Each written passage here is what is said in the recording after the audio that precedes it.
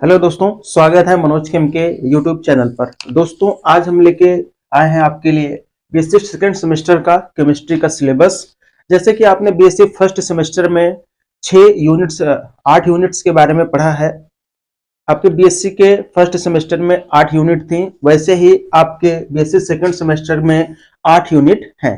तो यहाँ पे हमने लिख रखा है BSc second semester chemistry syllabus, यानी कि आपके सेकंड सेमेस्टर में केमिस्ट्री में कितने यूनिट्स हैं या कितने चैप्टर्स हैं। तो आइए एक एक करके हम आपको सारे चैप्टर्स के बारे में यहाँ पे बताते हैं। ठीक है, तो आपका जो पहला चैप्टर है केमिस्ट्री ऑफ कार्बोहाइड्रेट्स, इसके बारे में हम डिटेल में भी बताएंगे किसके अंतर्गत आपको पढ़ना क्या है। दूसरा चैप्टर है आपका केमिस्ट्री ऑफ प्रोटीन्स। तीसरा चैप्टर है केमिस्ट्री ऑफ न्यूक्लिक एसिड्स। चौथा चैप्टर है मेडिसिनल केमिस्ट्री। पांचवा चैप्टर है सॉलिड स्टेट। छठा चैप्टर है आपका इंट्रोडक्शन टू पॉलीमर। सातवां चैप्टर है आपका kinetics and mechanism of polymerization. आठवां जो चैप्टर है आपका सिंथेटिक डाइज। चलिए एक एक करके इन सब के बारे में बताते हैं, शॉर्ट में बताते हैं कि इसमें पढ़ना क्या है, आपको क्या क्या पढ़ना है। ठीक है ना, आइए देखते हैं। जो आपका पहली यूनिट है या जो पहला चैप्टर है उसमें पढ़ना है आपको केमिस्ट्री ऑफ कार्बोहाइड्रेट्स। कार्बोहाइड्रेट्स क्या होते हैं? कार्बोहाइड्रेट्स होते हैं कार्बन, हाइड्रोजन, ऑक्सीजन से मिलकर बनने वाले कंपाउंड, उसको बोला जाता है कार्बोहाइड्रेट्स। कार्बोहाइड्रेट्स ये सब के सब बायोमॉलिक्यूल्स होते हैं, जैसे कार्बोहाइड्रेट हो गया, प्रोटीन हो गया, न्यूक्लिक एसिड हो गया या फैट हो गया, जिसे आप लोग वसा बोलते हैं। ये सब के सब क्या होते हैं? बायोमॉलिक्यूल होते हैं, यानी कि किसी भी लिविंग ऑर्गेनिज्म के अंदर ये सब पाए जाते हैं। तो कार्बन, हाइड्रोजन और ऑक्सीजन से मिलकर बनने वाले कंपाउंड को कार्बोहाइड्रेट कहते हैं। सिंपलेस्ट कार्बोहाइड्रेट आपने पढ़ा होगा मोनोसैकेराइड, ऑलिगोसैकेराइड एंड पॉलीसैकेराइड। जो मोनोसैकेराइड होता है, आपने ग्लूकोज के बारे में पढ़ा होगा, फ्रक्टोज के बारे में पढ़ा होगा, सुक्रोज के बारे में पढ़ा होगा, सुक्रोज। ये सब के सब क्या होते हैं? कार्बोहाइड्रेट्स होते हैं। इसमें से कुछ और सेलुलोज के बारे में पढ़ा होगा, स्टार्च के बारे में पढ़ा होगा, गम या रेजिन के बारे में पढ़ा होगा, गम या रेजिन्स के बारे में पढ़ा होगा, गम या रेजिन्स। ये सब के सब क्या होते हैं? कार्बोहाइड्रेट्स होते हैं। इसमें से आपको ग्लूकोज, फ्रक्टोज, सुक्रोज के structure, physical properties, chemical properties के बारे में डिटेल में जानना है। कुछ सेलुलोज के बारे में भी पढ़ना है, स्टार्च के बारे में भी पढ़ना है। स्टार्च क्या होता है? जो कि पॉलीसैकेराइड होता है। ठीक है, पहले यूनिट में आपको ये सब चीजें पढ़नी है, स्पेशली ग्लूकोज, फ्रक्टोज और सुक्रोज के बारे में जानना है। जो आपका सेकेंड यूनिट है केमिस्ट्री ऑफ प्रोटीन्स। प्रोटीन, भाई प्रोटीन को तो सभी लोग जानते हैं, बैलेंस डाइट है प्रोटीन। जब हम बीमार होते हैं, हमारा शरीर बहुत कमजोर होता है, तो डॉक्टर हमें सलाह देता है प्रोटीन लेने की, प्रोटीन अपने डाइट में शामिल करने की। हम लोग चना खाते हैं, दूध पीते हैं, पनीर खाते हैं, सोयाबीन या तमाम चीजें जिसके अंदर प्रोटीन भर भर के होता है, उसको हम लोग डाइट में शामिल करते हैं। तो प्रोटीन क्या होता है? प्रोटीन यहाँ पे हम थोड़ा इरेज कर देते हैं।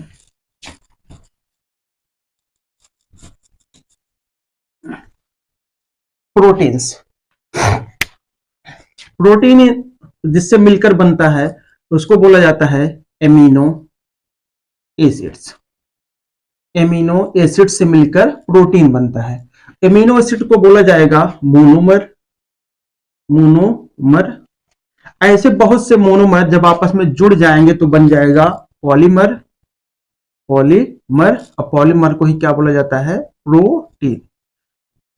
प्रोटीन यानी कि एमिनो एसिड एक मोनोमर की तरह काम करेगा तो बनाएगा पॉलीमर, और उसी पॉलीमर का नाम होता है प्रोटीन। यानी कि amino acids are building blocks of protein, यानी कि किसी भी प्रोटीन को बनाने वाला क्या होता है? Amino acid. एमिनो एसिड क्या होता है? ये होता है, एक इसमें कार्बोनिल समूह होता है, एक होता है एल्किल ग्रुप, एक होता है हाइड्रोजन और एक होता है एमीन ग्रुप। ठीक है, इससे बोला जाता है एमिनो एसिड्स। एमिनो एसिड्स ये सबसे छोटी स्ट्रक्चर है या छोटा स्ट्रक्चर है प्रोटीन बनाने का, जिसको बोला जाता है एमिनो एसिड। ऐसे बहुत से एमिनो एसिड जब जुड़ते हैं तो बनता है हमारा प्रोटीन। ठीक है। आपने प्रोटीन का स्ट्रक्चर सुना होगा, primary structure of protein, secondary structure of protein, tertiary structure of protein and quaternary structure of protein के बारे में। ये सब चीजें आपको पढ़ने के लिए मिलेंगी आपको केमिस्ट्री ऑफ प्रोटीन यानी कि सेकेंड यूनिट में। अब थर्ड यूनिट या थर्ड चैप्टर के बारे में जानेंगे, केमिस्ट्री ऑफ न्यूक्लिक एसिड। हम सभी लिविंग्स हैं यानी कि पेड़ पौधे या जीव जंतु, सबके अंदर पाया जाता है न्यूक्लिक एसिड।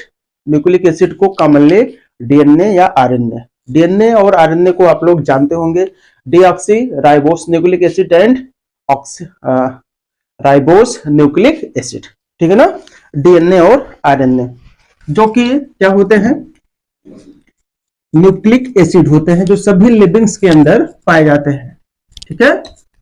यानी कि nucleic acid DNA and RNA, ठीक है। डीएनए एंड आरएनए, डीएनए को बोला जाता है डीऑक्सी राइबोस न्यूक्लिक एसिड, जबकि आरएनए को बोला जाता है राइबोस न्यूक्लिक एसिड, ठीक है। इन सब के स्ट्रक्चर, फंक्शन और केमिकल नेचर के बारे में या फिजिकल प्रॉपर्टीज के बारे में डिटेल में पढ़ना है किस चैप्टर के अंतर्गत, न्यूक्लिक एसिड यानी कि केमिस्ट्री ऑफ न्यूक्लिक एसिड्स के बारे में। तो ये थर्ड यूनिट के बारे में आपको ये सब चीजें पढ़नी है। अब देखिएगा मेडिसिनल केमिस्ट्री बहुत ही इंपॉर्टेंट चैप्टर होता है, बहुत ही इंपॉर्टेंट यूनिट है आपके सेकंड सेमेस्टर की। मेडिसिनल केमिस्ट्री में जितने भी दवाइयां हैं हम डेली लाइफ में यूज करते हैं या किसी क्रिटिकल या गंभीर बीमारी में यूज करते हैं, जैसे कैंसर के लिए, एचआईवी या एड्स के लिए जो दवाइयां यूज करते हैं, या किसी ऑपरेशन में यूज होने वाली, किसी को बेहोश करना है ऑपरेशन से पहले, उसके लिए जो दवाई यूज होगी, कोई दवाई जो दर्द में या पेन में यूज हो रही है, कोई दवाई सिडेटिव यानी कि नींद लाने वाली दवा है, उसके स्ट्रक्चर के बारे में, उसके फंक्शनल ग्रुप के बारे में, उसकी प्रॉपर्टीज के बारे में, फिजिकल प्रॉपर्टीज के बारे में सब कुछ हमें जानना पड़ेगा या सब कुछ हमें जानने को मिलेगा इस चैप्टर के अंतर्गत, मेडिसिनल केमिस्ट्री चैप्टर के अंतर्गत, ठीक है ना। दवाइयों के स्ट्रक्चर, केमिकल नेचर, उनकी फिजिकल प्रॉपर्टीज, केमिकल प्रॉपर्टीज, वो एक्शन कैसे करती हैं। उसके बाद इसमें जानने को मिलेगा हमें एंजाइम्स के बारे में। एंजाइम क्या होते हैं, किसी भी रिएक्शन की गति को कम ज्यादा करते हैं या स्टार्ट करते हैं, ठीक है। कोफैक्टर के बारे में सब जानकारी हमें मिलेगी मेडिसिनल केमिस्ट्री चैप्टर के अंतर्गत, ठीक है। जो अगला हमारा यूनिट है, जो अगला चैप्टर है सॉलिड स्टेट। सॉलिड स्टेट आपने पढ़ा होगा कि पदार्थ की 4 स्टेट्स होती हैं, 3 स्टेट्स होती हैं, सॉलिड, लिक्विड और गैस। चौथी स्टेट भी खोजी गई है प्लाज्मा स्टेट, जो कि अभी पूरी तरह से एक्सप्लेन नहीं की गई है, इसलिए 4 स्टेट होती हैं। लेकिन अभी जो हम एक्सप्लेन कर पाए हैं, हमारे साइंटिस्ट जो एक्सप्लेन कर पाए हैं, 3 ही स्टेट होती है किसी भी पदार्थ की या किसी भी मैटर की। उसमें से आप लोग जानते हैं सॉलिड, लिक्विड एंड गैस, ये 3 स्टेट्स होती हैं किसी भी मैटर की, ठीक है। मैटर यानी कि पदार्थ, उसमें से तीनों स्टेट्स के बारे में आपको अपने बीएससी के पढ़ाई के बारे में ही, पढ़ाई के ड्यूरेशन में ही जानना है। उसमें से जो पहली स्टेट है सॉलिड स्टेट, उसके बारे में आपको जानने को मिलेगा आपके सेकंड सेमेस्टर में, जबकि जो और 2 स्टेट्स हैं लिक्विड स्टेट या गैसियस स्टेट, उसके बारे में जानेंगे आप अपने थर्ड सेमेस्टर में, ठीक है। इन सॉलिड स्टेट, ठीक है। अगला जो हमारा यूनिट है 5वीं यूनिट, 6ठी यूनिट, इंट्रोडक्शन टू पॉलीमर। अब देखिए पॉलीमर क्या होता है। पॉलीमर ऐसे बहुत से प्लास्टिक के या फाइबर के सामान आपके घरों में यूज होते हैं, जैसे कि सिंथेटिक जो कपड़े हैं आपके, चाहे वो नायलॉन के हों, टेफ्लॉन के हों, आपके घर में पीवीसी पाइप यूज होती है वायरिंग के लिए या मोटर से पानी इधर से उधर ले जाने के लिए, ठीक है ना। पाइप्स यूज होती हैं, बिजली के सामान यूज होते हैं, वो सब के सब क्या होते हैं, पॉलीमर्स होते हैं। घर में जो रस्सियां पड़ी होती हैं वो सब किसकी बनी होती हैं, पॉलीमर की, ठीक है ना। यानी कि पॉलीमर, अब पॉलीमर तो बना होगा मोनोमर से, यानी कि एक सिंपल यूनिट से जब आपस में जुड़ती हुई चली जाती हैं तो बनता है पॉलीमर। ठीक है, पॉलीमर। तो पॉलीमर के बारे में जानना है, पॉलीमर की केमिस्ट्री के बारे में जानना है। उसी से रिलेटेड जो अगली यूनिट है आपकी, chapter number 7, kinetics and mechanism of polymerization. कोई भी पॉलीमर बनेगा कैसे? मोनोमर के आपस में बार बार रिपीट होने से, मोनोमर के आपस में बार बार रिपीट होने से बनेगा हमारा पॉलीमर। तो कौन सा ऐसा फोर्स है जो किसी मोनोमर को इन्हांस करेगा या प्रेरित करेगा आपस में जुड़ने के लिए, यानी कि वो मिलकर क्या बनाएंगी? पॉलीमर बनाएंगे। ठीक है ना, मोनोमर से मिलकर क्या बनाएंगे? पॉलीमर बनाएंगे। उसी की काइनेटिक्स एंड मैकेनिज्म, किस मैकेनिज्म का इस्तेमाल करके या किस मैकेनिज्म के थ्रू कोई भी मोनोमर आपस में जुड़ेगा, उसके अंदर काइनेटिक्स क्या होगी, यानी कि स्लो होगा कि फास्ट होगा, किस टेम्परेचर के अंतर्गत होगा, प्रेशर के या कंसंट्रेशन के या इनर्ट गैस या कैटलिस्ट के इफेक्ट में होगा, कैसे होगा, इन सब के बारे में जानने के लिए काइनेटिक्स एंड मैकेनिज्म, यानी कि उसके अंदर की रिएक्शन कैसी होती है और रिएक्शन की मैकेनिज्म कैसी होती है पॉलीमराइजेशन की, इसके बारे में जानने को मिलेगा आपको चैप्टर नंबर 7 में। उसके बाद आता है सिंथेटिक डाइज। Synthetic dies